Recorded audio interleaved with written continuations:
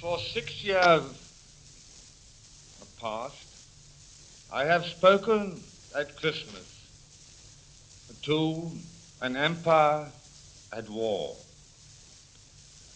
During all those years of sorrow and danger, of weariness and strife, you and I have been upheld by a vision of a world at peace.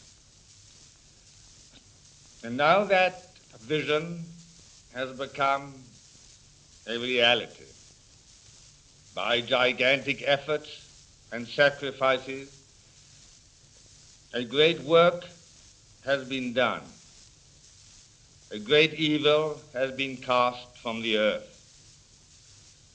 And no peoples have done more to cast it out than you, to whom I speak. With my whole heart, I pray to God, by whose grace victory has been won, that this Christmas may bring to my people all the world over every joy they have dreamt of in the dark days that are gone. This Christmas is a real homecoming to us all, a return to a world in which the homely and friendly things of life can again be ours. To win victory, much that was of great price has been given up. Much has been ravaged or destroyed by the hand of war. But the things that have been saved are beyond price. In these homelands of the British peoples, which we have saved from destruction, we still possess the things that make life precious, and we shall find them strengthened and deepened by the fires of battle. Faith in these things held us in brotherhood through all our trials and has carried us to victory. Perhaps a better understanding of that brotherhood is the most precious of all the gains that remain with us after these hard years. But together, all our peoples round the globe have met every danger and triumphed over it, and we are together still. Most of all are we together as one worldwide family in the joy of Christmas. I think of men and women of every race within the empire returning from their long service to their own families, to their own homes, and to the ways of peace. I think of the children freed from unnatural affairs and the blacked out world, celebrating this Christmas in the light and happiness of the family circle, once more reunited.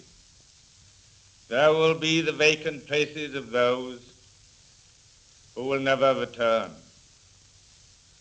Brave souls who gave their all to win peace for us. We remember them with pride and with unfading love, and praying that a greater peace than ours may now be there. There are those of you, still to be numbered in millions, who are spending a Christmas far from your home, engaged in east and west in the long and difficult task of restoring to shattered countries the means and the manners of civilized life. But many anxieties have been lifted from you and from your folk at home, and the coming of peace brings you nearer to your heart's desire. There is not yet for us the abundance of peace. We all have to make a little go a long way. But Christmas comes with its message of hope and fellowship to all men of goodwill and warms our hearts to kindliness and comradeship. We cannot on this day forget how much is still to be done before the blessings of peace are brought to all the world. In the liberated countries, millions will spend this Christmas under terribly hard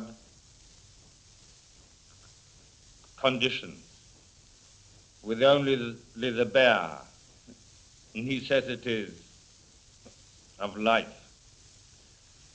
But the nations of the world are not yet a united family.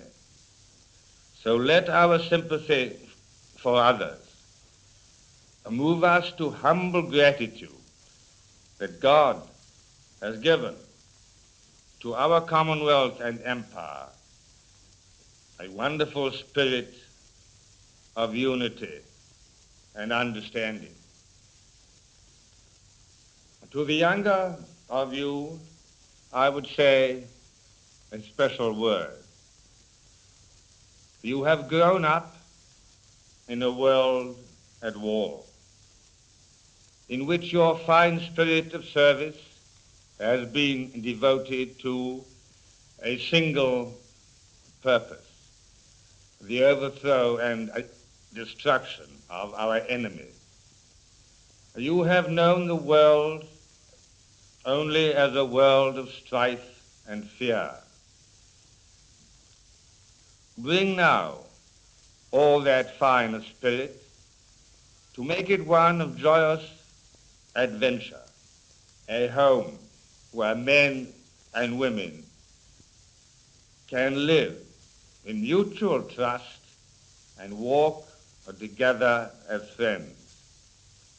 Do not judge life by what you have seen of it in the grimness and waste of war, nor yet by the confusion of the first years of peace. Have faith in life at its best, and bring to it your courage, your hopes, and your sense of humor. For merriment is the birthright of the young, but we can all keep it in our hearts as life goes on if we hold fast by the spirit that refuses to admit defeat, by the faith that never falters, and by the hope that cannot be quenched. Let us have no fear of the future, but think of it as opportunity and adventure. The same dauntless resolve which you have shown so abundantly in the years of danger, that the power of darkness shall not prevail, must now be turned to a happier purpose, to making the light shine more brightly everywhere. And the light of joy can be most surely kindled by the fireside where most of you are listening. Home life, as we all remember at Christmas, is life at its best. There, in the trust and love of parents and children, brothers and sisters, we learn how men, and nations too, may live together in unity and peace.